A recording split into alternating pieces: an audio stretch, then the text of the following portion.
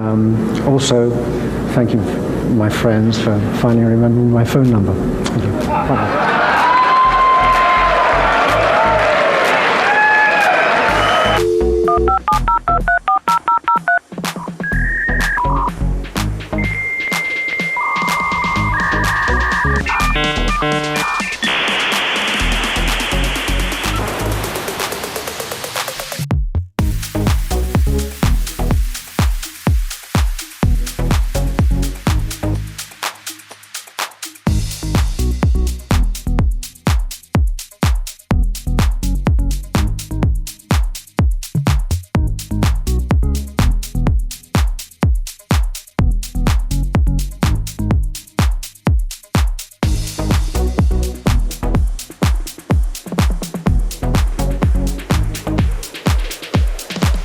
Was the exclusion of John Paul Jones an obvious sort of... Shut up.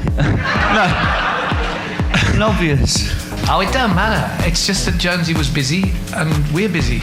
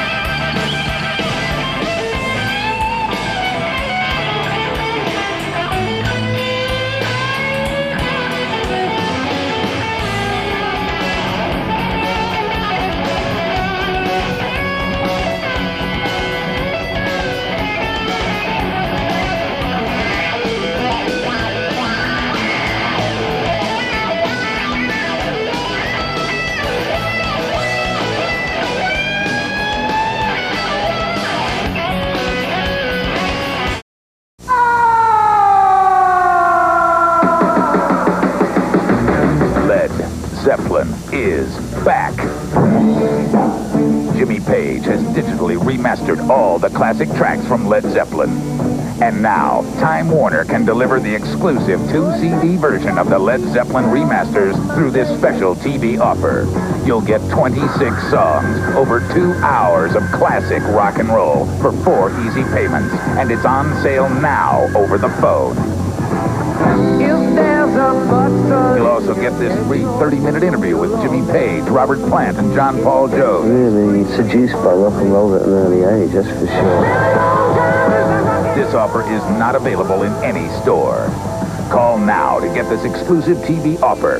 2 remastered CDs or cassettes, plus the free interviews delivered to your home. This offer won't last long, so write this number down and call now. Talking about hits, have you been under pressure from your record company to make another Honeysuckers record? Honey Drippers. Sorry. That's all right. I'm Kurt Loder with MTV News. With Atlantic Records planning to release a big Led Zeppelin box set retrospective in October, rumors are once again rampant about the possibility of a Zeppelin reunion tour with the late John Bonham's son Jason sitting in on drums. There's no official word on such a tour, but guitarist Jimmy Page does seem to be warming up for something. He joined ex-Zepp singer Robert Plant on stage at the big Knebworth show outside of London 2 months ago, and last weekend he made a surprise appearance with Aerosmith at the Monsters of Rock Festival at Castle Donington to jam on the Yardbirds' classic cover of The Train Kept A-Rollin'. Then, a few nights later, Page joined Aerosmith again at a much smaller gig at London's fabled Marquee Club. What was Aerosmith doing playing such a small venue? Our colleagues at MTV Europe were wondering about that too. Okay, now on to the Led Zeppelin highlight of 1990, the Remasters project. The beginning of Jimmy Page's long relationship with the word remastered, repackaged, reloaded. Back then though, a novelty product in the Zeppelin realms. A 2017 interview with Bill Curbishley revealed a fascinating insight on the process. To my surprise, he said all Zeppelin members sold their catalog income and publishing rights to Atlantic and Warner Chappell in the 80s. To my understanding, it was only Robert Plant, so Bill managed to partner with a lawyer and got these back for Zeppelin. So Jimmy wanted to remaster the catalog as he felt the late 80s releases were subpar. and could, quote, sound a lot better. Kirbishley got in touch with Atlantic. They agreed. Jimmy Page worked alongside mastering engineer George Marino, who also worked among others on John Lennon's final studio album, Double Fantasy. His name in the industry was a synonym of great works, and his studio was one of the few that could do both surround sound and vinyl mastering. Remasters was a compilation of all studio albums plus coda. First off, I need to mention there are two versions of remasters. The main one is the box set of either 4 CDs, 6 vinyl records, or 4 cassette tapes, along a 36-page booklet with liner notes and Cameron Crowe's essay on their history. The other version was a scaled-down 2 CD, 3 LP, 2 cassette version, aka Poor Man's Remasters. So the box set was Jimmy's baby, and he decided to add some surprises for fans. We have 2 previously unreleased BBC session tracks, Traveling Riverside Blues and White Summer Black Mountain Side. Also there's 1970s Hey Hey What Can I Do, which was unavailable at the time on the CD format, and a fascinating mix of Moby Dick Splash with Bonzo's Montreux. I can't play a snippet of this drum solo due to copyright issues, but please check it out. It's a refreshing take on the late John Bonham, and it works. Mixing both drum solos was a great idea. With Jones and Plant adding their own input on the process, the box set's running order was well thought. Back in the 90s, with no MP3 players and CDRs still far away from massive consumption, this alternate song list gave a different angle on the material and elevated the power of the tracks. Looking at it in CD terms, all 4 discs represented the different eras with hits and some B-sides in between, which makes you think it was done on purpose for a second box set to happen years later. Clocking in at almost 5 hours of music, it was a powerful release for both old and new fans wanting to dive into the Zeppelin magic. The album cover was taken from a crop circle found in Wiltshire, England. It was not made by UFOs but 2 English pranksters, Doug Bauer and Dave Chorley. They later admitted they have been making these since the late 70s. I find it interesting that Led Zeppelin's last show in America had a Stonehenge decoration, and the Remasters box set was a great return to the music industry and the profitable American market. It seems like the continuation of concept. The Remasters box set was released on September 7th. It wasn't cheap, but it managed to sell 2.5 million units. All 3 Zeppelin members made good money from the release. The hype was real. It was heavily promoted and it remains one of the best-selling rock and roll box sets of all time. I remember early in my Zeppelin fandom, people talked about the pizza box like a treasure, an achievement that every Zeppelin collector should aspire to. FYI, I got my hands on all 4 CDs at a record fair, but still, no box, no booklet. I saw one at a used items store, but the guy wanted to rip me off, charging me top dollar for a worn and torn set. I said no thank you. A special item was sold and added to the purchase in the ways of Profiled, a 30-minute CD or cassette with interviews by all surviving members. Now back to Poor Man's Remasters. This set was basically the box set without the B-sides. It was released on October 15th. This one entered the top 20 best-selling albums of 1990 at almost 5 million copies. Not only was it cheaper, but aimed at the casual fan who just wanted the hits and could live without Ozone Baby. I usually hate greatest hits albums, and like John Cusack's neurotic thoughts in High Fidelity, I agree these compilations should only be acquired once you've gone through the albums. Greatest hits collections feels like cheating. I laugh when I see the best of Miles Davis on a single CD. Give me a break, you know? What about the best of Frank Zappa? Yeah, sure. Emerson, Lake and Palmer, Genesis, the list goes on. Whenever I see a so-called Zeppelin fan and I only see Poor Man's Remasters in their collection, I raise my suspicions.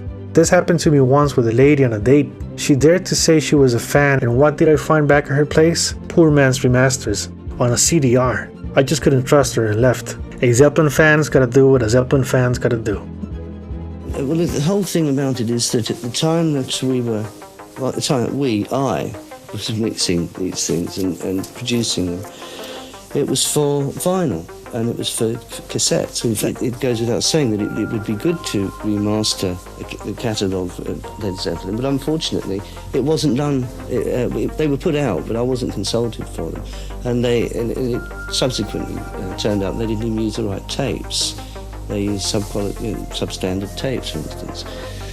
And I was, apart from that, and there was things were edited out of the tracks and things. At the end of In My Time of Dying, there's a bit.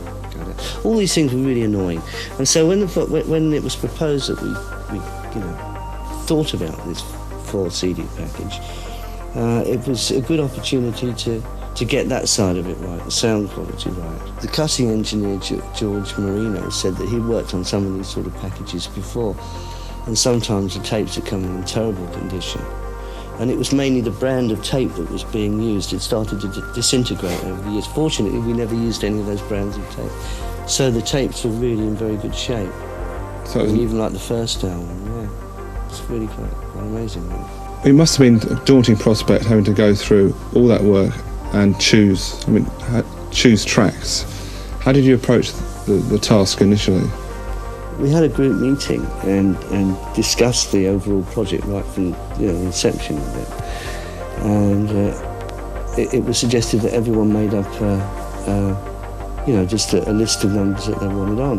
But I took that one step further to actually make a running order of them, a proposed running order. I made a few changes during the remastering of this, but just to give the sort of, all the sort of moods and things. And of course there was the 2 John Bonham tracks, and Moby Dick and Bonzo Montreux. And we didn't want to leave, well, I certainly didn't want to leave either one of those off. So there was the joining of them together, and it worked really well. It's a great idea. Yeah, it works really well. I think John would have been pleased with that. Don't ask me to explain the album cover. All right, I won't. Now there must be, in the vaults, a live album, the live album that's never come out. Are we ever? You've worked very hard on this box set coming out. Are you tempted now to maybe investigate further and bring out a live album maybe in a year or two's time? Okay, now to the track listing on the box set. It's a fascinating musical retrospective divided into 4 parts or episodes. Judging by their cover art, it seems each disc has a different symbol representing all 4 band members. It reminds me of Emerson, Lake and Palmer's Works Volume 1, with each side a different musical landscape. There's some logic to the Zeppelin selection. Disc 1 is built around Robert Plant's early day vocals. Disc number 2 has the Jimmy Page light and shade guitar architecture. Disc 3 is a John Bonham masterclass in musical drumming. So following the rules, Disc 4 will be a John Paul Jones display? Well, kinda. You'll see what I mean. Disc 1 is the most consistent and probably the most surprising for fans. Opening cuts Hold a Love and Heartbreaker work very well together, much in the style of encores for 1975. Communication Breakdown into Baby Gonna Leave You is thought-provoking as a what if on their debut album Running Order. Next 2 cuts, What Is and What Should Never Be and Thank You, carry on the spirit of 1969, with further explorations into their study of dynamics and later signature style. Next 2 songs act like a 1970s setlist, with I Can Quit You Baby from Coda over the studio version, a very good call by Jimmy. It's the type of track that really needs the audience to explode, and Coda does it well. Dazed and Confused is refreshing. The proto-punk vibes speak of their ambition to deliver future jamming marathons. Next, Your Time Is Gonna Come and Ramble On. What a summary of light and shade this is. Jones and Page taking care of business. Traveling Riverside Blues is just that, capturing the 1969 vibes of recording in the middle of touring. With BBC sessions still years away from release, this one was celebrated by fans back in 1990. Next 3 songs is a Led Zeppelin 3 showcase with another What If, Hey Hey What Can I Do, a great outtake from the 1970 sessions. Page's White Summer Black Mountain side from BBC sessions ends the journey in the most organic way possible. Disc 1 is the birth of the machine. Disc 2 slowly moves the listener towards heavier places while retaining the acoustic element. Going to art school back in the 60s was not in vain. Page's sense of aesthetics, design and balance make the final song selection a brilliant analysis of musical periods overlapping each other. Disc 2 begins with Black Dog and Over the Hills and Far Away for a 1973 US tour vibe. Both tracks make sense together. Immigrant Song and Battle of Evermore may seem a bit forced, but they do exist in the same universe of epic adventures and concept. Next 4 cuts reinforce the idea of how 1970 was the leap in composition for the band. Going to California was an extension of this, Since I've Been Loving You provides the crowning blues effect. Next 5 songs, including Custard Pie from Graffiti, speak of fun, the element of playing their material, and exercising groove. Last 2 tracks encapsulate the absolute pinnacle of their career, variations on the same sentiment and style, yet so different, milestones in their catalog, and inspiration for millions. It also speaks volumes of the power of Stairway to Heaven. No matter what Zeppelin song comes before, nor how overplayed it's been, it always delivers. Have you got any plans to do some live stuff on your own in the next year or so? Well, just prior to this project coming up, I was getting into I had got into writing the material for my next solo album, and I've got about 2/3 of that written now. But of course that had to go on the back burner while this was put together, and I'm getting back into the writing of that this very moment, actually.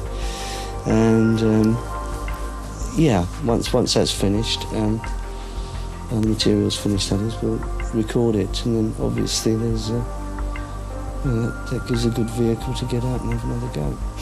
Because you had a hint of what it could be like with you on stage with Robert at Nebworth, and with the stand-up track for me was Wearing and Tearing. I mean, that was just great. Yeah, it's dangerous stuff, yeah. Yeah, well I mean, truly, because we only had a night's rehearsal of that beforehand, and it's a very unusual sort of sequence to it, actually, to try and remember, especially as, of course, Led Zeppelin never actually played this number live on stage. We just recorded it, and that was that. So yeah, it was pretty dangerous to do that. I think that was it, though. There's still fans out there for Led Zeppelin. Are you tempted to maybe get the band together? I don't know. We've all been. We've collaborated on each other's music since over that 10-year period. I played on a soundtrack of John Paul Jones's Scream for Help. I played on the Honey Drippers of Roberts, and Heaven Knows I played the solo on that. Tall Cool One, I was sort of featured in there. Not in ways that I'd like to be featured, I might add to that. But nevertheless, you know, and he sang on my album as well. The only thing we haven't done is we haven't written any material together since the, you know, over that 10-year period. So I don't know, it's quite possible we might work together in some shape or form. You know, there are endless possibilities and ways that we could do that. But at the moment, nothing's been discussed or planned because, you know, we've all been involved in solo projects. Okay, now on to the third disc. This one is the ambitious and epic track showcase. There's not much that needs to be said here other than what is Dancing Days doing here. It sticks out like a sore thumb in the middle of a killer set list. As you guys know, I'm not a fan of this song, never mind the mix, but I just wondered with all the other songs from Box Set 2, why this one? You can do the exercise and listen to these songs in your head. Dancing Days seems unnecessary. For Your Life does work after Tramp Underfoot. Not only are these in the same key, but the slow tempo prepares you for no quarter to great effect. This is the one disc that you need some time to recover afterwards. To think most of these songs were played on their 1977 tour puts into perspective just how demanding that setlist was. Disc 4 is a strange one and the least cohesive in terms of flow. Heck, it sounds like Bonham's symbol on the cover instead of Jones's. So if this is Jones's disc, no quarter from disc 3 should be here for a start. Tramp Underfoot as well. It feels Jones got some of the post-Led Zeppelin dismissal vibes on the song selection. You may say, well, JCM is just a compilation. It's not that bad. Well, it is because it was sold as a retrospective, so continuity is important. Candy Store Rock makes no sense after In the Evening. The next 4 tracks are a nice tribute to Bonham's drumming and variations on a theme to some extent. For those guitar geeks out there, the riffs have many similarities. Poor Tom and Nobody's Fault But Mine live in the same blues universe of pain and regret. Fool in the Rain stands there alone, with not much to say, but hey, thank you for including me in the set. In the Light and the Wanton song is a fitting summary of the physical graffiti sessions. Moby Dick and Bonzo's Montreux celebrate John Bonham's contributions to rock drumming. Edits around the 2-minute mark are clever. I really enjoyed this number. It's charmingly absurd, and I mean this in the best way possible. Last 2 songs work as a John Paul Jones tribute with some of his finest moments from In Through the Outdoor. It's really a miracle they included I'm Gonna Crawl in here. They should have just added In Through the Outdoor as disc number 4, you know? His bass and keyboard parts speak of his incredible musicianship. He just kept getting better with no signs of losing his magic. So if you ever need to recommend this set to first timers, disc 1 is for a friend who likes to party. Disc 2 is for your significant other. It sells very well with a partner that likes Stairway to Heaven. Disc 3 is for a musician friend who's a bit of a douchebag and thinks Zeppelin is just, quote, basic use of the pentatonic scale and crazy yelling. Disc 4, this is for your ears only. This one you don't share with anybody. This one you let others arrive on their own. Sharing disc 4 without previous context puts a listener in danger and could lead the person into not liking the band. Believe it or not, it's quite common to find disc 4 at record fairs. I've talked to various sellers and they told me, quote, it's hard to get rid of this one, JCM. To which I say, you don't get rid of Zeppelin product. You mean you make a profit from one of the best bands in rock history. Record fairs can be a tragic event in terms of CDs. So many compilation albums out there, it's ridiculous. Like a wasteland of casual fans use copies. So this brings the question, why was the Remasters box set profitable back in 1990 when the 80s CD versions were available? Well, these were not heavily marketed like Remasters was. They seem to be lost in time and catered to the Zeppelin collector who likes to compare the back cover artwork against the 90s versions. Sound-wise, I find some of these albums better than the Marquee remasters, but again it's a matter of personal preference. As a mixing engineer and musician myself, I appreciate some elements different. I will say though that the physical graffiti version of the 80s sounds better than the 1994 version. The box set filled in the gaps of what Coda could have been, despite having technically just 2 previously unreleased songs, where Coda had 8. The 1982 Contractual Agreement album of stuff nobody had heard before was released in the wrong time and place of the rapid changing 80s. Remasters, on the other hand, had a very nice booklet and retrospective essay with enough depth for the casual fan not to feel overwhelmed, but able to show the Zeppelin nerds they knew a thing or two about the story and, of course, believe the lies that Into the Outdoor was a lesser album. Visually compelling artwork that tied in with the 80s and 90s obsession with UFOs, plus aggressive promotional materials, made this a worldwide hit. Its timing was appropriate. 80s rock excess was out, and grunge was around the corner, eager to celebrate its idols and inspiration from the 60s and 70s. And like market leaders, Zeppelin led the way for 90s classic rock revival, hovering the fields to strike again. A small 4-track sampler of Led Zeppelin Remasters was released as a promotional EP. The last thing that we relied on was formula. We were everything, really.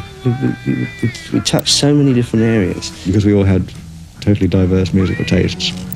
MTV's Whole Lotta Zepp Weekend was broadcasted on November 10th and 11th, 1990. A premiere event that featured 3 special video productions for fans. First off, a promotional video for Traveling Riverside Blues was released featuring parts from The Song Remains the Same, placed in with both vintage footage and what seems to be a swamp. Zeppelin fans had another reason to be excited with this clip, as brief snippets of unreleased material can be seen throughout the video. There seems to be outtakes from The Song Remains the Same movie, a brilliant marketing move to have our Zeppelin hamster wheels in full speed thinking, wait a minute, so you guys have more stuff in your vaults, right? Okay, next, another promo video, this time for the studio version of Over the Hills and Far Away, with concert footage added to match and sync the different parts of the song. The piece de resistance was MTV's rockumentary on Led Zeppelin, featuring interviews with all surviving members plus Jason Bonham. Page, Plant and Jones look healthy and happy to participate. The willingness to revisit the past gave hopes for a reunion tour. Little did fans know, it would take them 13 years to get a 5-hour DVD and 2 CD live set, 17 years for one reunion show, but just 7 for a live album. More on this later. The rockumentary was quite the revelation for fans, as it featured a visual treasure in the ways of Seattle 1977. This footage shocked the Zeppelin community. Where Knepworth 1979 had been seen by fans in the bootleg circuit, Seattle was a revelation and made people speculate on the possibility of more unreleased stuff in the archives, with the 1977 Pontiac Silverdome concert achieving urban myth status. Fans were also thrilled to get complete performances of both 10 Years Gone and Kashmir from Knepworth 1979. The domino effect of the Remasters campaign was in full force. The documentary had a great impact on sales and raised the Zeppelin fever to new heights. After the foggy 80s of missed opportunities, mixed reaction reunions, and Plant's hatred for the past, the stars aligned to deliver a celebration of their works, a much-needed event to heal the public wounds of 10 Years Gone. People like their heroes making a comeback, even if the underlying terms are just business. Some friendships are lost, and cannot be remastered from the original tapes, or mistakes.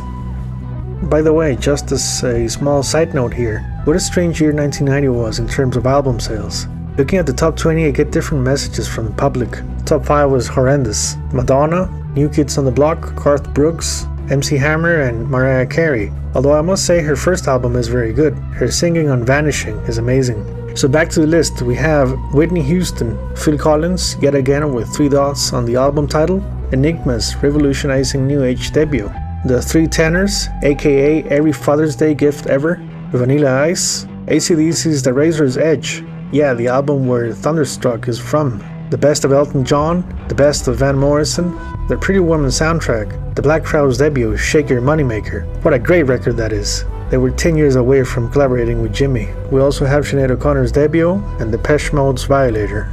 As you see, there was a battle between good and bad taste. Now guess what some of the worst selling albums of 1990 were? Well, we have Joined Together, a box set of live material released by The Who, Black Sabbath's Tear, Deep Purple's Slaves and Masters, and Bob Dylan's Under the Red Sky. It was not a good year for those classic rock artists. I guess Pete Townsend really hated Led Zeppelin that year, right?